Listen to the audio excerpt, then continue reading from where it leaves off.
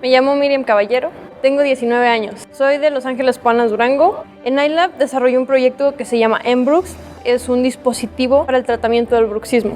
El bruxismo es el hábito inconsciente de apretar o rechinar los dientes. A nivel mundial se tienen estimaciones de que el bruxismo afecta al 10% de la población adulta y al 15% en niños.